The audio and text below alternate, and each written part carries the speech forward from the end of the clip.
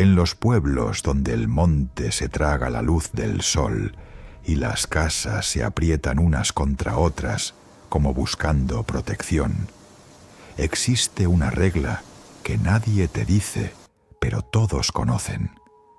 Nunca mires tu ventana después de medianoche. No importa si escuchas el raspar, no importa si sientes que algo te observa desde el otro lado del vidrio, porque en esos rincones olvidados de México, donde el asfalto nunca llegó y las historias se cuentan en voz baja, hay cosas que esperan ser vistas, y una vez que las ves, ya no te sueltan. La primera vez que alguien habló de la mano peluda fue hace más de 100 años, cuando un campesino llegó corriendo al pueblo con los ojos desorbitados y marcas de garras en todo el cuerpo. Decían que estaba loco, que el mezcal le había quemado el cerebro, pero entonces empezaron a aparecer las marcas en las ventanas, rasguños profundos en la madera, huellas de dedos huesudos en el cristal empañado, mechones de pelo negro y áspero enganchados en los marcos. Los perros aullaban toda la noche mirando hacia un punto fijo en la oscuridad, y los niños dejaron de dormir solos porque juraban que algo los tocaba cuando cerraban los ojos. Lo que vas a escuchar no son cuentos de fogata ni leyendas exageradas por el tiempo. Son testimonios de gente real, de personas que aún viven con el miedo clavado en las costillas, que tapian sus ventanas o duermen con las luces prendidas, porque saben que ahí afuera, en la negrura absoluta de las noches sin luna, esa cosa sigue buscando, sigue tocando cristales, sigue eligiendo a quién llevarse. Y lo peor de todo es que nadie sabe por qué te elige a ti. ¿Alguna vez han sentido que algo los observa? No me refiero a esa sensación tonta cuando crees que alguien te mira en la calle.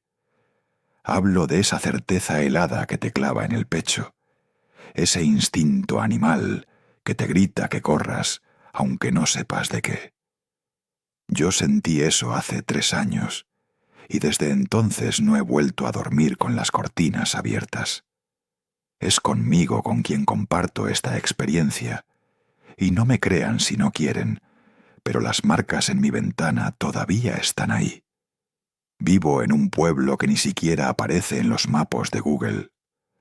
San Miguel de los Encinos, entre Guanajuato y Michoacán, donde el pavimento terminó hace como 20 kilómetros y las casas son de adobe con techos de lámina. Trabajo en la chamba de albañil, nada del otro mundo, y llego siempre cansado a mi casita, que está al final del pueblo, pegada al monte. Mi vieja se había ido con los morros a visitar a su mamá en Morelia, así que esa semana estuve solo. Pensé que iba a estar tranquilo, que iba a poder descansar sin el ruido de los chamacos, pero el silencio, cuando estás solo de verdad, no es paz. Es algo espeso que se mete en los oídos y te hace escuchar cosas que no deberías. La primera noche no pasó nada raro. Llegué del trabajo como a las 8, me calenté unos frijoles, me eché unas cervezas viendo la tele. Me dormí como a las 11 en el sillón, con la luz prendida porque me dio flojera levantarme. A la madrugada me desperté con el cuello todo torcido y me fui a la cama. Ahí fue cuando empezó. Mi recámara está en la parte de atrás de la casa y la ventana da directamente al monte. Normalmente dejo las cortinas corridas porque no hay vecinos de ese lado, solo árboles y oscuridad. Esa noche la luna estaba llena y entraba una luz plateada que iluminaba todo el cuarto de una forma medio rara, como de película vieja. Me acosté y cerré los ojos, pero no podía dormir. Sentía el estómago encogiéndose, como cuando sabes que algo anda mal, pero no puedes explicar qué. El silencio del monte es diferente al silencio de la ciudad. No hay carros, no hay perros ladrando a lo lejos, no hay nada. Solo ese vacío que pesa.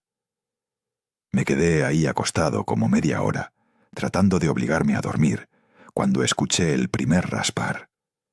Fue suave, casi imperceptible, como si alguien pasara las uñas por el vidrio de la ventana. Me dije que eran las ramas de algún árbol moviéndose con el viento, aunque en mi cabeza sabía que el árbol más cercano estaba como a 3 metros de la pared. El raspar se detuvo. Conté hasta 100 en mi mente, respirando despacio, convenciéndome de que era mi imaginación. Pero entonces volvió, y esta vez fue más fuerte, más deliberado. Ras, ras, ras. 3 veces, pausado, como si alguien estuviera probando qué tan grueso era el vidrio. El miedo me invadió de golpe, ese miedo primitivo que te paraliza. No quería voltear a ver la ventana.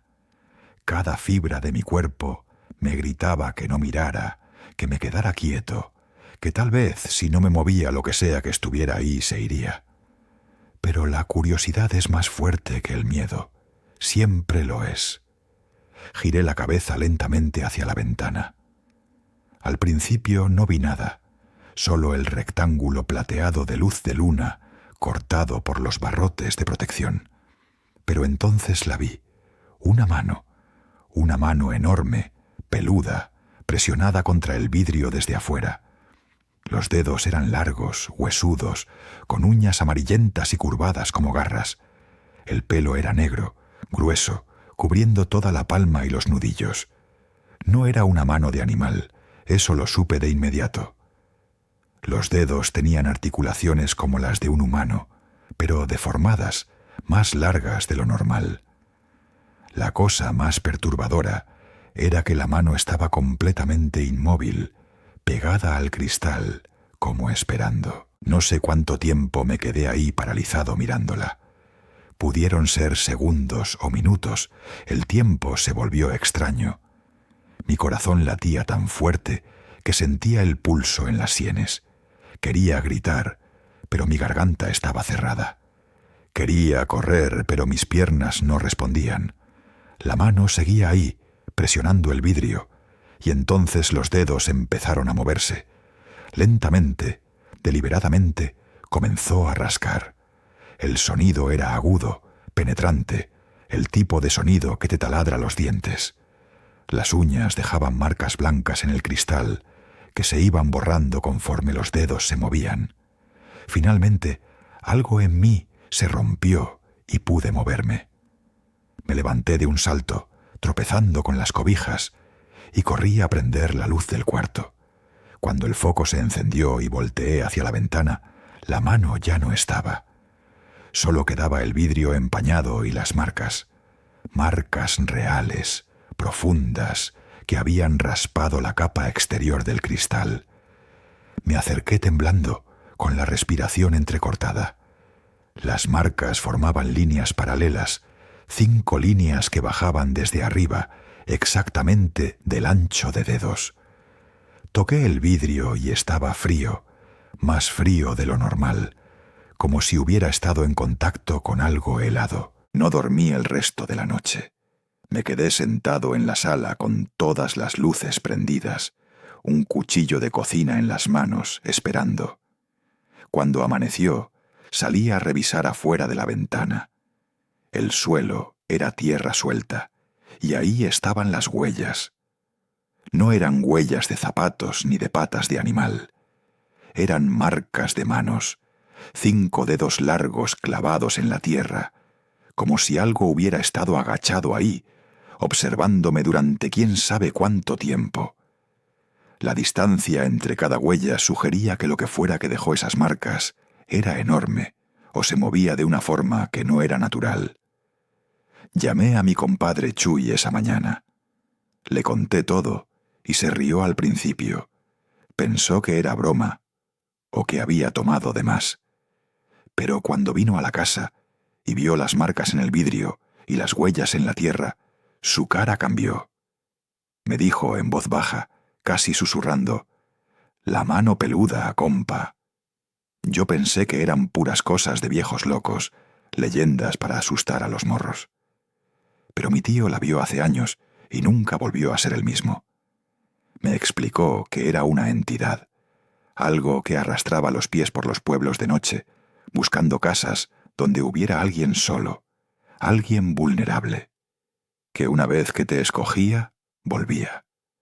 Una y otra vez, hasta que lograba entrar o hasta que te volvías loco. Esa fue la primera vez que la vi, pero no la última.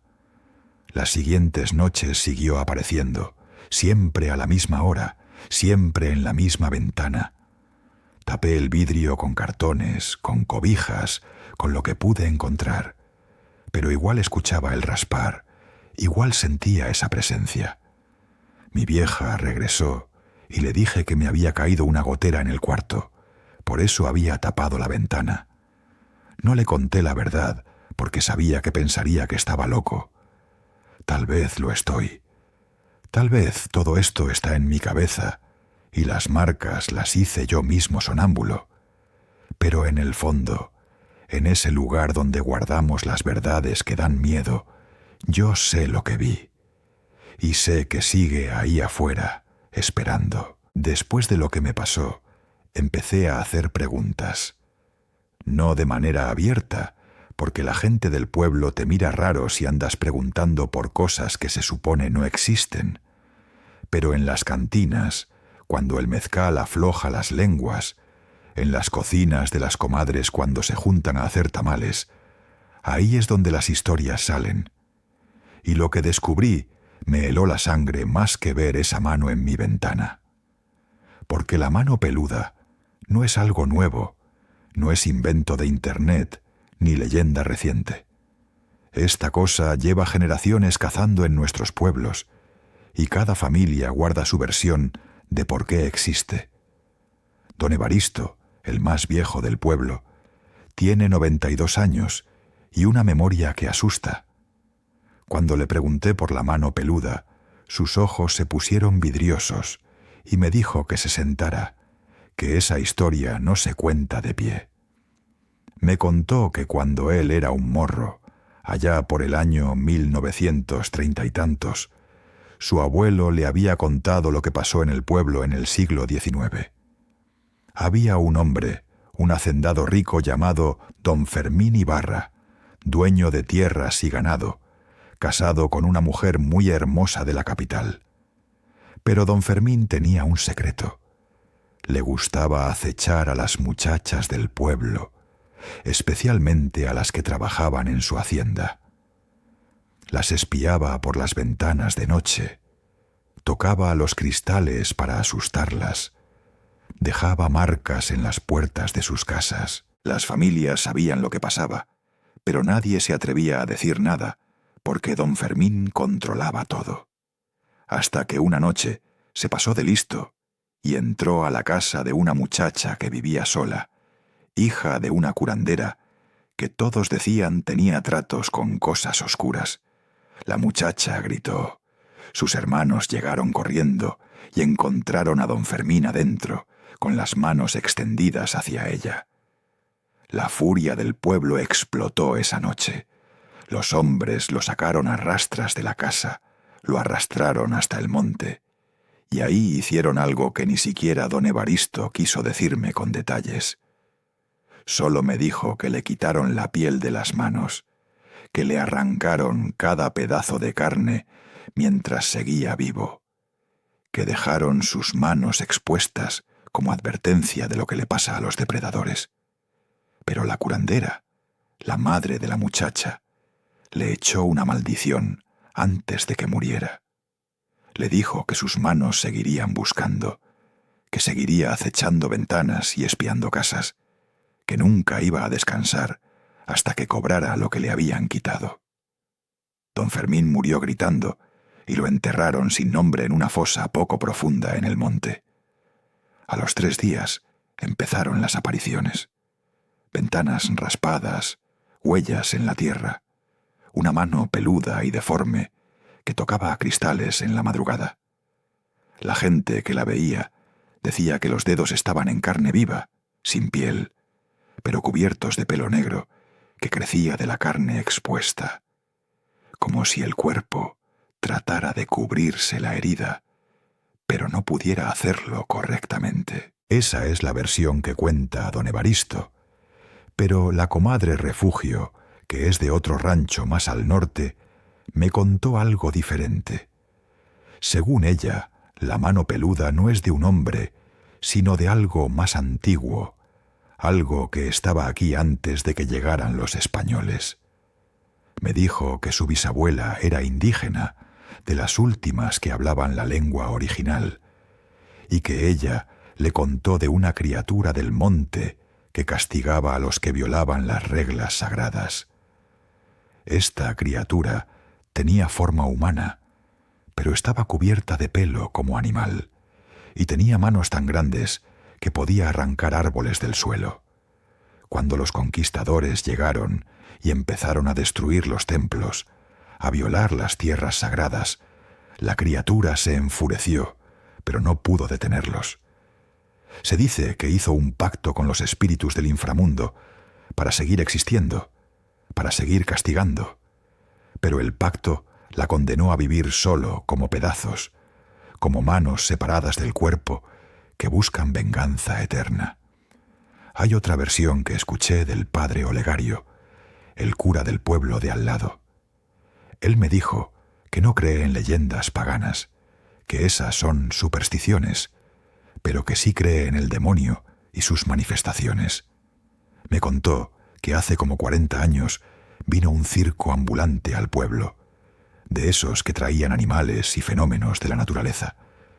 Tenían en una jaula a un hombre que decían era mitad lobo, cubierto de pelo, de pies a cabeza, con manos enormes y deformes. El hombre se escapó una noche, mató al dueño del circo con sus propias manos y huyó al monte. Lo buscaron durante semanas, pero nunca lo encontraron. El padre Olegario dice que ese hombre estaba poseído, que el demonio habitaba en él, y que cuando murió en el monte su espíritu quedó atrapado, manifestándose como manos que buscan nuevas víctimas para poseer. Cada versión es diferente, pero todas coinciden en algo. La mano peluda busca casas donde hay gente sola, busca ventanas para acechar, busca víctimas que nadie va a creer cuando cuenten lo que vieron. Y todas las versiones coinciden en que una vez que te marca, una vez que te escoge, vas a seguir viéndola hasta que pase una de dos cosas. O logra entrar, o te vuelves loco tratando de huir de ella. Don Evaristo me dijo algo que me quedó grabado. Esta cosa no mata porque sí, mijo. Mata porque necesita alimentarse del miedo, necesita sentir que tiene poder sobre alguien, necesita repetir lo que sea que le pasó en vida. Es una condena, tanto para ella como para nosotros. Lo que más me sacó de onda fue cuando empecé a unir las piezas. Fui a la biblioteca del municipio, revisé periódicos viejos, actas de defunción, cualquier cosa que pudiera darme respuestas. Encontré reportes de desapariciones en la región que se repiten cada ciertos años. Gente que vivía sola, que fue vista por última vez en su casa y que simplemente desapareció sin dejar rastro.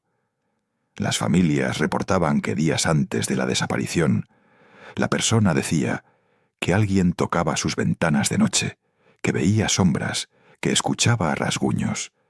Los investigadores siempre descartaban los casos como abandonos voluntarios o accidentes en el monte. Pero yo sé la verdad. Esos rasguños no eran de gatos ni de ramas.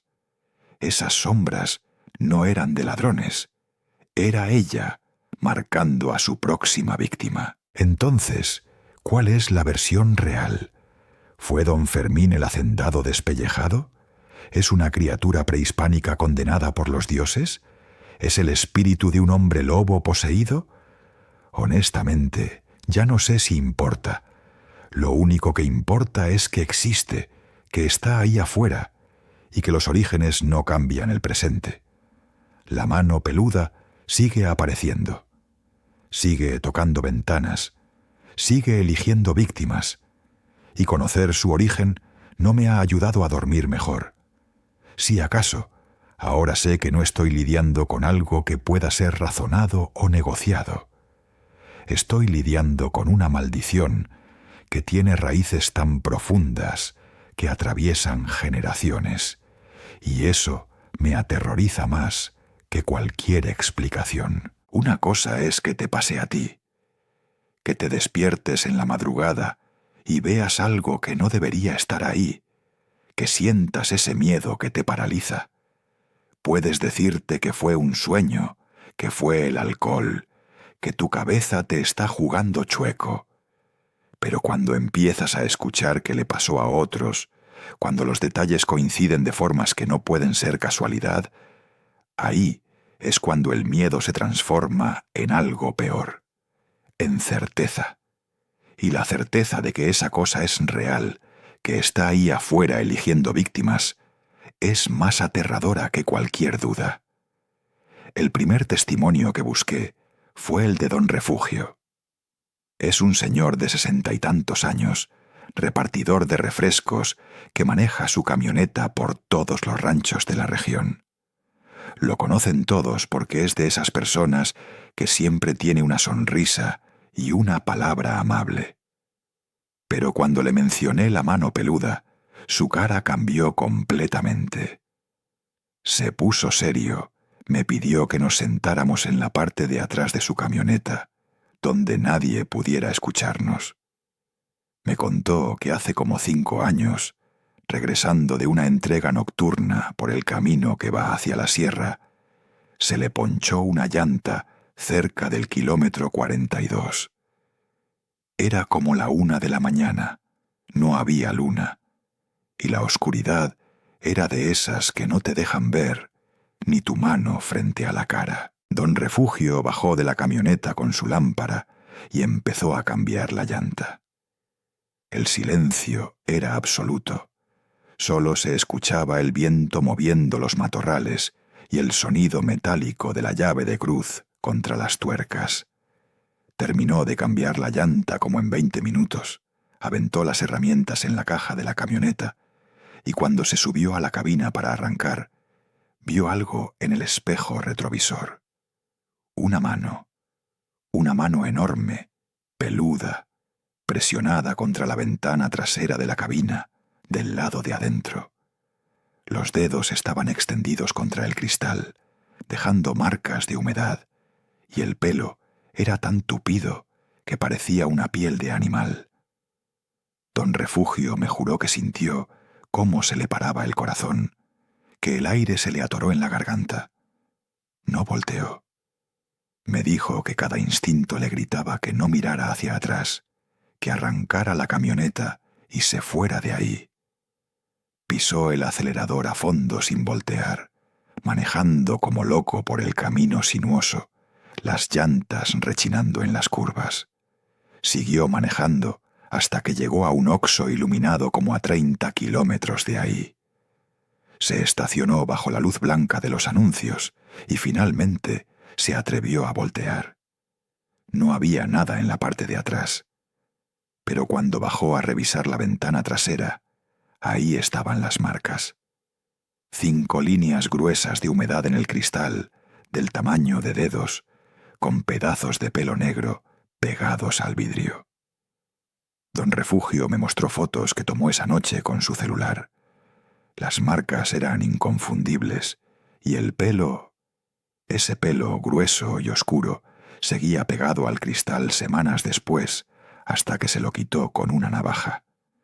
Me dijo que desde entonces no maneja de noche, que prefiere perder la chamba antes que volver a ver esa mano en su espejo. El segundo testimonio fue el de la comadre Lupita. Ella vive 3 calles más arriba de mi casa, una señora viuda de 50 años que trabaja haciendo tortillas a mano para vender. Su casa es pequeña, de una sola planta, con ventanas que dan a un callejón estrecho. Cuando le pregunté si había escuchado de la mano peluda, se le aguaron los ojos de inmediato. Me invitó a pasar a su cocina, Me sirvió café y con voz temblorosa me contó que durante 6 semanas completas, todas las noches, algo rasguñaba su ventana del cuarto. Empezó un martes de octubre del año pasado.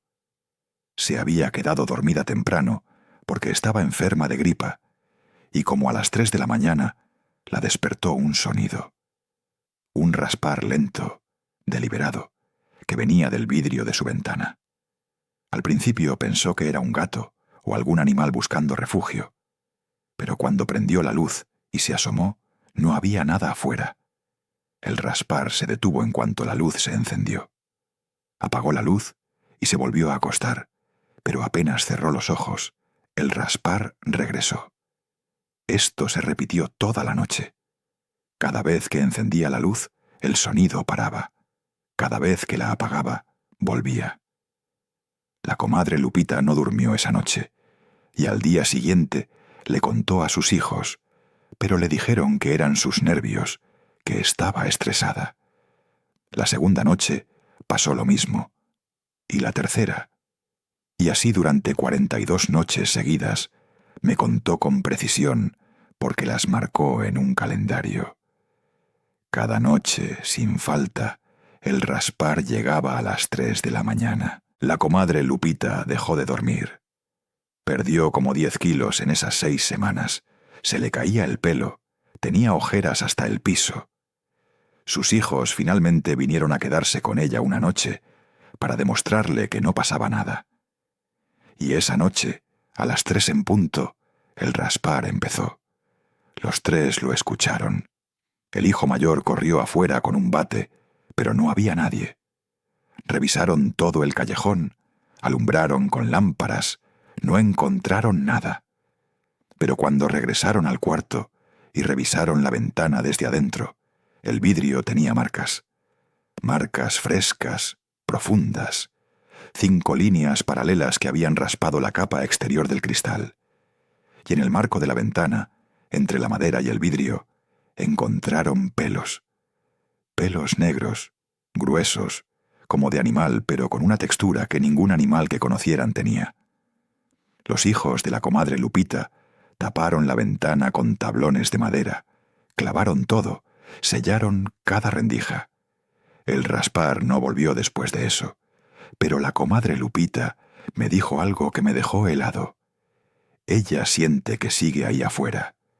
Dice que cuando sale a la calle, siente que algo la observa desde las esquinas oscuras, que cuando camina de noche, escucha pasos pesados detrás de ella que se detienen cuando ella se detiene. No ha vuelto a ver la mano, pero la presencia nunca se fue del todo. Ahora vive con las cortinas cerradas todo el día, todas las ventanas selladas, y duerme con las luces prendidas. Sus hijos quieren que se mude con ellos a la ciudad, pero ella dice que no sirve de nada. Dice que una vez que esa cosa te marca, no importa a dónde vayas. El tercer testimonio es el más reciente y el que más me perturbó. Es de un morro de 22 años llamado Kevin. Trabaja en el taller mecánico del pueblo. Kevin es escéptico, de esos que se ríen de todo, que dicen que los fantasmas son puras tonterías. Pero hace como 2 meses, regresando de una fiesta en el pueblo de al lado, decidió tomar un atajo por el Panteón Viejo. Eran como las 2 de la mañana y había tomado unas cervezas, así que en su cabeza era buena idea. El panteón está abandonado, tiene tumbas de hace más de 100 años, muchas rotas o hundidas. Kevin entró caminando entre las lápidas, alumbrando con la luz de su celular. Todo iba bien hasta que escuchó pasos detrás de él. Se volteó y alumbró, pero no había nadie. Siguió caminando más rápido, y los pasos detrás de él también se aceleraron. Podía escucharlos claramente ahora, un sonido pesado de algo que arrastraba los pies sobre la tierra suelta. Kevin empezó a correr, su celular iluminando tumbas y cruces caídas, el corazón martillándole en el pecho. Llegó a la salida del panteón y siguió corriendo hacia su casa, que está como a 10 minutos a pie. pero los pasos no pararon. Lo seguían, manteniéndose siempre a la misma distancia detrás de él. Kevin me dijo que no se atrevió a voltear, que solo corría mientras escuchaba ese arrastrar constante en la oscuridad. Cuando llegó a su casa, abrió la puerta de un empujón, entró y la cerró con seguro. Se quedó ahí parado, con la espalda contra la puerta, tratando de recuperar el aliento. Y entonces escuchó el raspar en la ventana de la sala. Lento, deliberado, inconfundible. Alumbró con su celular hacia la ventana y la vio. Una mano enorme, peluda, presionada contra el vidrio desde afuera, los dedos moviéndose lentamente como buscando algo. Kevin gritó, despertó a toda su familia, y cuando su papá prendió las luces exteriores, la mano desapareció. Pero las marcas quedaron, y no solo las marcas en el vidrio. En la tierra bajo la ventana había huellas de manos que medían casi 30 centímetros de largo. Kevin ya no toma atajos, ya no camina solo de noche, y en el taller los compañeros se burlan de él, porque ahora es el primero en irse cuando oscurece. 3 personas, 3 encuentros, un mismo terror. Y todos coinciden en los detalles. Hay momentos en la vida que dividen todo en un antes y un después. Momentos que rompen la realidad que conocías y te obligan a aceptar que el mundo es más oscuro, más peligroso, más incomprensible de lo que jamás imaginaste. Para nuestro pueblo, ese momento llegó el sábado 12 de marzo del año pasado. Esa fue la noche en que la mano peluda dejó de ser una leyenda que asustaba a borrachos y se convirtió en algo que todos tuvimos que enfrentar, quisiéramos o no. Esa fue la noche en que Marcela Ordóñez desapareció. Marcela tenía 30 años, maestra de primaria, divorciada, vivía sola en una casa al borde del pueblo. Era una mujer querida por todos, siempre con una sonrisa, organizaba los festivales de la escuela, ayudaba en la iglesia. No tenía enemigos, no andaba metida en problemas. Su casa era modesta pero bonita, pintada de amarillo con macetas de geranios en las ventanas. Yo la conocía porque fue maestra de mi hijo mayor. Una buena persona, de esas que uno nunca imagina que algo malo les pueda pasar. Pero esa noche, algo le pasó. Y lo que encontramos después cambió todo. Todo empezó el viernes por la noche. Marcela llamó a su hermana como a las 10, diciendo que alguien había estado tocando su ventana del cuarto durante las últimas 3 noches. Su hermana, que vive en Querétaro, le dijo que probablemente eran muchachos haciendo bromas, que pusiera una denuncia. Marcela dijo que no quería hacer escándalo, que seguro se iban a aburrir y la dejarían en paz. Esa fue la última conversación que tuvieron. El sábado por la mañana, la hermana trató de llamarla varias veces, pero Marcela no contestó. Al principio no le dio importancia, pensó que estaría ocupada. Pero cuando llegó la noche y seguía sin contestar, le pidió a un primo que vivía en el pueblo que fuera a revisar. El primo llegó a la casa de Marcela como a las 9 de la noche del sábado. Las luces estaban apagadas, lo cual era raro porque Marcela siempre dejaba al menos la luz del porche prendida. Tocó la puerta, gritó su nombre, nada. Dio la vuelta a la casa revisando las ventanas, y cuando llegó a la ventana del cuarto, se le heló la sangre. El vidrio estaba completamente destrozado desde afuera, pedazos de cristal regados por toda la cama y el piso. Las cortinas estaban desgarradas, colgando en tiras como si algo las hubiera jalado con fuerza brutal. Y en el marco de la ventana, en la pared, en las sábanas de la cama, había sangre. No mucha, pero suficiente para saber que algo violento había pasado ahí. El primo llamó a la policía de inmediato. Llegaron como a las 10 de la noche. Revisaron la casa completa. La puerta principal estaba cerrada con llave desde adentro, las demás ventanas intactas. Solo la ventana del cuarto había sido violada. Dentro de la casa no había señales de lucha en ningún otro lado, solo en el cuarto. La cama estaba desarreglada, las cobijas en el piso, la lámpara del buró tirada y rota. Pero lo más perturbador eran las marcas. En el marco de madera de la ventana había rasguños profundos, como de garras, que habían arrancado astillas completas. Y en la pared junto a la cama, marcadas en la pintura blanca, con lo que parecía ser sangre, había huellas de manos. Huellas enormes, con dedos desproporcionadamente largos, que bajaban desde el techo hasta la mitad de la pared. Buscaron a Marcela por todo el pueblo esa noche. Organizaron grupos de búsqueda, peinaron el monte con lámparas y perros. No encontraron nada, ni rastro de ella, ni ropa, ni señales de hacia dónde pudo haber ido.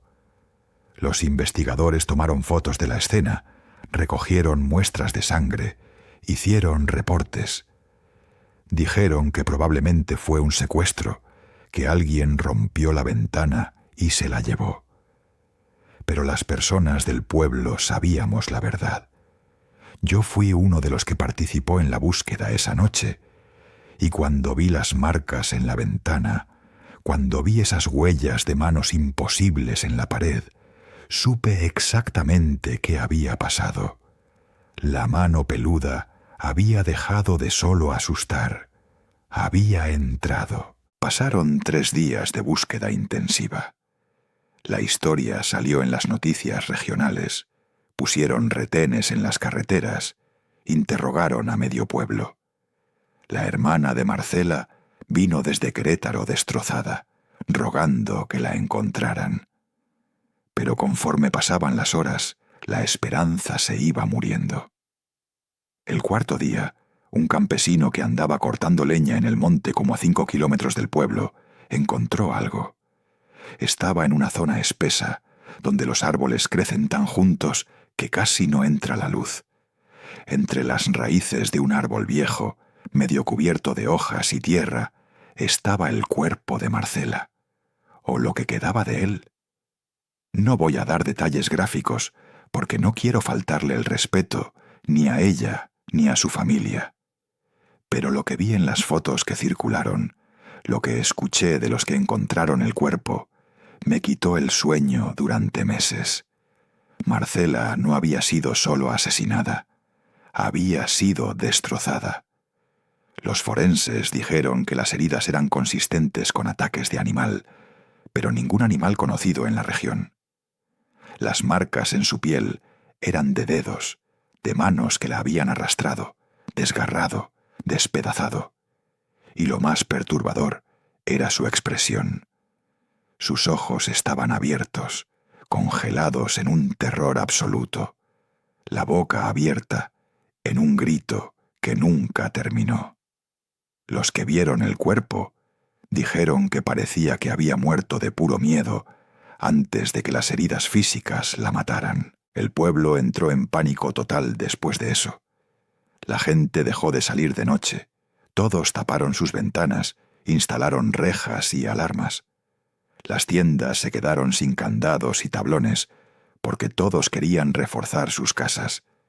El padre Olegario organizó misas de protección, bendijo casas, roció agua bendita por todo el pueblo. Pero nada de eso hizo sentir a nadie más seguro.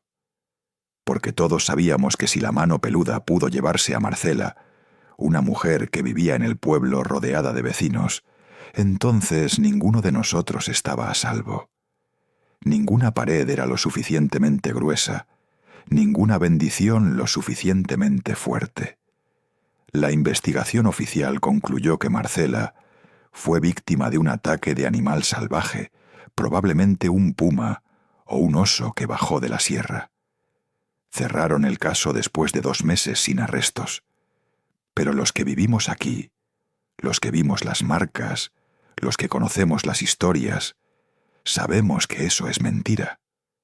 No fue un animal, fue algo peor, algo que había estado acechando el pueblo durante generaciones, esperando el momento correcto. Y esa noche de marzo, finalmente cobró. Marcela Ordóñez fue enterrada en el Panteón Nuevo, con un funeral masivo donde medio pueblo asistió. Su tumba tiene flores frescas todas las semanas, puestas por sus antiguos alumnos y sus amigas. Pero su muerte dejó una herida en el pueblo que nunca sanó. Una herida que nos recuerda que la oscuridad no es solo ausencia de luz, es la presencia de algo que no deberíamos ver, algo que no deberíamos conocer. Y esa noche, ese algo nos mostró de lo que era capaz. Han pasado 8 meses desde que Marcela desapareció. 8 meses desde que el pueblo dejó de fingir que la mano peluda era solo una leyenda de borrachos y viejos asustadizos. 8 meses en los que hemos aprendido a vivir con el miedo como si fuera un vecino más, uno que nunca se muda, que nunca te deja en paz. Algunos dirán que la vida volvió a la normalidad, que el pueblo sigue funcionando, que la gente trabaja y come y duerme como siempre. Pero eso es mentira. Nada volvió a ser normal. Y lo peor es que la cosa sigue ahí afuera, esperando, eligiendo, tocando ventanas en la oscuridad. Yo sigo viviendo en la misma casa. No me he mudado, aunque mi vieja me rogó que lo hiciéramos. Dice que no aguanta más las noches en vela, que no soporta el miedo constante de escuchar ese raspar. Mis hijos ya no quieren dormir solos. Los 3 se meten a nuestra cama cada noche, apretados unos contra otros, como buscando protección. He reforzado todas las ventanas con rejas de metal, puse candados en cada puerta, instalé luces con sensores de movimiento alrededor de toda la casa. Pero sé que todo eso no sirve de nada. Si esa cosa quiere entrar, va a entrar. Las rejas no la detuvieron con Marcela. Los candados no la detienen cuando ya te escogió. La mano peluda sigue apareciendo. No todas las noches, no en todas las casas, pero lo suficiente para que el miedo nunca se vaya del todo. La semana pasada la vieron en la ventana de la casa de don Sebastián, el carnicero. Las marcas en el vidrio eran inconfundibles.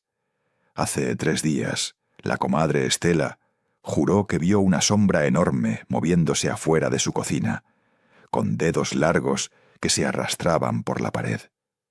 Ayer nomás encontraron pelos negros y gruesos enganchados en la reja de la escuela primaria.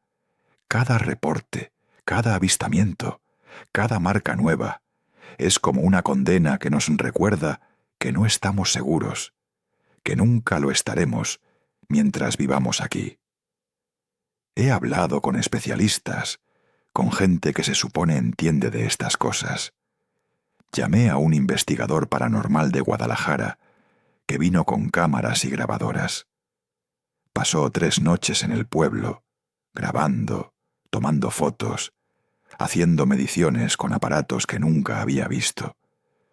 No captó nada en sus equipos, pero la tercera noche salió corriendo de la casa donde se estaba quedando, pálido y temblando.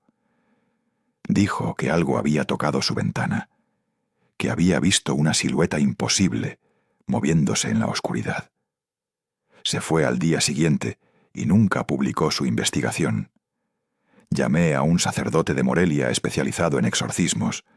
Vino, bendijo casas, roció agua bendita, rezó durante horas. Pero 2 semanas después de que se fue, las apariciones continuaron. La mano peluda no respeta bendiciones ni rituales. Lo que me tiene más sacado de onda es que no hay patrón claro. No es algo que puedas predecir o evitar con lógica. A veces ataca casas donde vive gente sola, como le pasó a Marcela. Pero también ha aparecido en casas donde viven familias completas. A veces elige casas al borde del pueblo, cerca del monte, pero también se ha manifestado en el centro, en calles iluminadas, rodeadas de vecinos. La única constante es la ventana.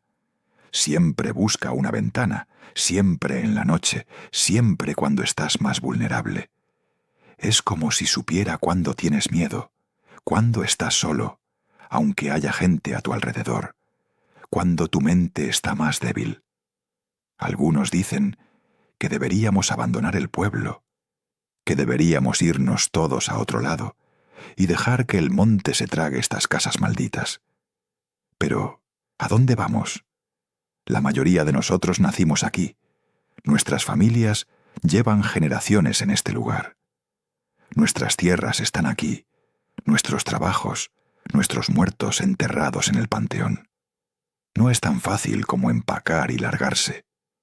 Y además, en el fondo, todos tenemos miedo de que no sirva de nada, que la mano peluda no está atada a este lugar específico, sino a nosotros, a las familias que han vivido aquí por siglos, que si nos vamos, nos va a seguir, como le siguió los pasos a Kevin desde el panteón hasta su casa, como encontró a Marcela, aunque ella nunca había hecho nada para provocarla. He aprendido a vivir con rituales que me dan una ilusión de control.